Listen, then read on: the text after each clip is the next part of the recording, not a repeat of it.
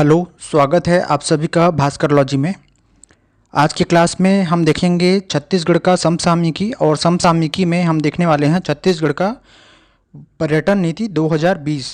पर्यटन नीति 2020 को हम बहुविकल्पी प्रश्नों के माध्यम से समझने की कोशिश करेंगे और कुछ फैक्ट्स हैं वो याद रखेंगे ताकि आने वाले कोई भी एग्जाम्स में छत्तीसगढ़ लेवल का यदि पर्यटन नीति से संबंधित कोई भी प्रश्न आए तो आप उसे आसानी से बना सकें। पहला प्रश्न कह रहा है छत्तीसगढ़ राज्य का वर्तमान पर्यटन नीति कब अधिसूचित हुआ। ऑप्शन है 1 अप्रैल 2019, 1 जनवरी 2020, 16 मई 2019 या फिर 16 अप्रैल 2020। छत्तीसगढ़ का जो पर्यटन नीति है वह लागू हुआ है 16 अप्रैल 2020 को और 16 अप्रैल 2020 को ही अधिसूचित हुआ है। जिस दिन राजपत्र में अधिसूचित हुआ उसी दिन से छत्तीसगढ़ में अगले 5 वर्ष के लिए यह पर्यटन नीति लागू है, अर्थात 16 अप्रैल 2020 से लेकर 15 अप्रैल 2025 तक यह नीति लागू रहेगा। तो इसका उत्तर हो जाएगा ऑप्शन डी। अगला प्रश्न है किस संघ शासित प्रदेश या राज्य को यंग ऑफ हार्ट का विशेषण दिया गया है। यदि आप पर्यटन नीति को डिटेल से पढ़ेंगे तो पहले ही पेज में दिया हुआ है कि छत्तीसगढ़ राज्य को यंग ऑफ हार्ट या धान के कटोरा का विशेषण दिया गया है। तो इसका उत्तर हो जाएगा ऑप्शन डी छत्तीसगढ़। इसमें ऑप्शन में नई दिल्ली, जम्मू कश्मीर, मध्य प्रदेश भी दिया हुआ है। आपको जम्मू कश्मीर में कंफ्यूज नहीं होना है, इसका उत्तर रहेगा छत्तीसगढ़। अगला प्रश्न है पर्यटकों की संख्या के आधार पर छत्तीसगढ़ राज्य का भारत के पर्यटन मंत्रालय के अनुसार कौन सा क्रम है। तो जैसे कि पर्यटन नीति में दिया हुआ है कि भारत का जो स्थान है पर्यटकों की संख्या के आधार पर वह 10वां है। तो इसका उत्तर हो जाएगा बी, ऑप्शन बी 10वां। अगला प्रश्न है छत्तीसगढ़ राज्य का वर्तमान पर्यटन नीति कितने वर्ष और कब तक के लिए लागू है। पहले ही प्रश्न में मैंने आपको बता दिया है कि 5 वर्ष के लिए पर्यटन नीति जारी की गई है और 2025 तक यह चलेगा। तो पहला ऑप्शन है 5 वर्ष 2025 तक और यही इस प्रश्न का सही उत्तर है।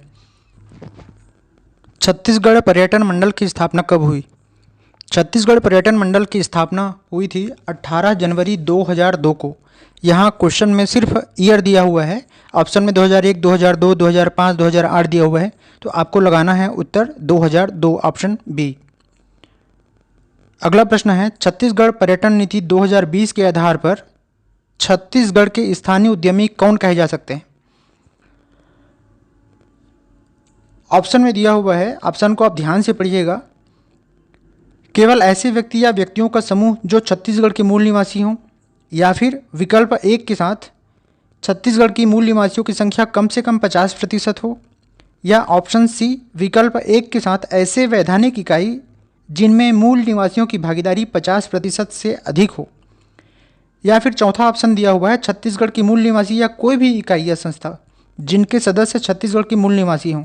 तो आपको ध्यान से पढ़ना है।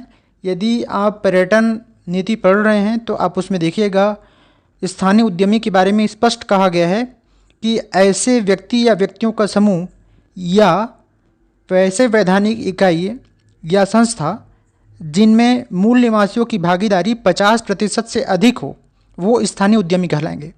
तो इसलिए इस प्रश्न का उत्तर हो जाएगा ऑप्शन सी, जो कि सही है।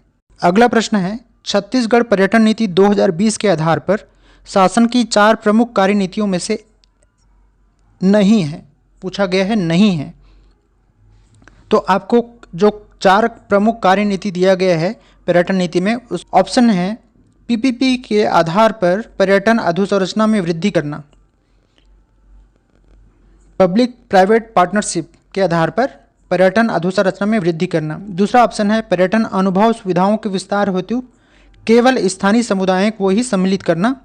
तीसरा ऑप्शन है पर्यटन के माध्यम से अद्वितीय पहचान स्थापित करना और चौथा ऑप्शन है आर्थिक अवसरों को सृजित कर रोजगार पैदा करना। तो यहाँ पर आप देखिए दूसरे ऑप्शन में दिया हुआ है कि विस्तार हेतु केवल स्थानीय समुदायों को ही सम्मिलित करना, और पहले ऑप्शन में पीपीपी के आधार पर पर्यटन अधोसंरचना में वृद्धि करना। अधोसंरचना में वृद्धि की बात कही गई है।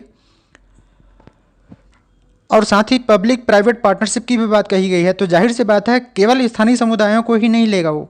तो जहाँ पर केवल वर्ड लिखा रहता है ना, अक्सर वो जो ऑप्शन होता है वो ऑप्शन सही होता है यदि नहीं वाला क्वेश्चन आए। मतलब जैसे कि यहाँ पर दिया हुआ है शासन की प्रमुख कार्य नीतियों में से नहीं है, तो जहाँ केवल वर्ड आए तो आप समझिए कि 90% उत्तर उसका वही होगा। तो इसका उत्तर हो जाएगा बी। एथनिक पर्यटन क्या होता है? जो पहला ऑप्शन है वही इसका उत्तर है। किसी विशेष सामाजिक समूह या जनजाति समूह जिनकी एक विशेष परंपरा हो, इस पर आधारित यदि कोई पर्यटन का विकास किया जाता है तो उसे हम एथनिक पर्यटन कहते हैं।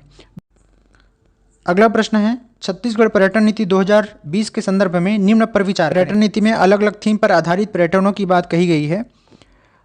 उसी में से कुछ को मैंने लिया हुआ है, क्वेश्चन फॉर्म किया है।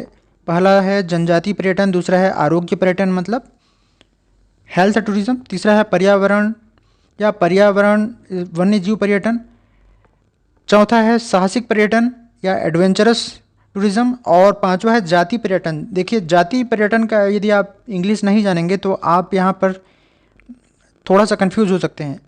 एथनिक पर्यटन जो है उसी को हिंदी में जाति पर्यटन कहते हैं, आप गूगल कर लीजिएगा। तो इसमें से जो 5 दिया गया है पर्यटन का थीम, वो पांचों पर्यटन उसमें शामिल है। अर्थात इसका जो उत्तर हो जाएगा ऑप्शन सी 1, 2, 3, 4 एंड 5। छत्तीसगढ़ के पर्यटन के संदर्भ में टूरिज्म ऑन व्हील्स क्या है?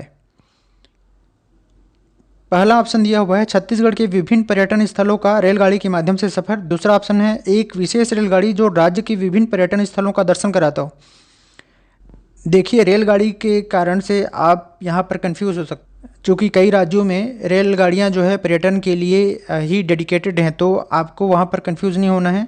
मोटर बाइक से भी नहीं आएगा सी वाला। चौथा जो है साइकिल द्वारा विश्व के लोगों का राज्य के विभिन्न पर्यटन स्थलों तक जाने का जो अभियान है उसे टूरिज्म ऑन व्हील्स कहते हैं। तो इसका उत्तर हो जाएगा डी। छत्तीसगढ़ राज्य में जिला स्तरीय पर्यटन समिति का अध्यक्ष कौन होगा? जिला स्तरीय पर्यटन समिति का जो अध्यक्ष होगा वह होगा जिला कलेक्टर का, ना ही वन मंडलाधिकारी, ना ही स्थानीय विधायक, ना ही क्रीड़ा के जिला स्तरीय अधिकारी। इसका सही उत्तर है जिला कलेक्टर। छत्तीसगढ़ पर्यटन के संदर्भ में राज्य स्तरीय सशक्त कमेटी जो स्लेक बनाया गया है उसका अध्यक्ष कौन होगा, प्रश्न में पूछा जा रहा है। सबसे ज़्यादा कंफ्यूज होने वाला चीज़ ये है कि प्रबंध संचालक स्टेट टूरिज्म बोर्ड यदि दिया गया तो आप सोचेंगे कि हो सकता है ये उसका उत्तर हो, लेकिन इसका उत्तर ये नहीं है। मुख्य सचिव जो होता है वह इस स्लेक कमेटी का अध्यक्ष होता है। तो इसका उत्तर हो जाएगा ऑप्शन डी। उम्मीद है इसी में से कुछ प्रश्न आपके एग्जाम्स में दिख जाएंगे यदि पर्यटन नीति से कोई प्रश्न आता है तो आप उसे अच्छे से तैयार कीजिएगा। अगले भाग में हम कोई और नया टॉपिक लेके आएंगे, तब तक के लिए आप पढ़ते रहें। Thank you.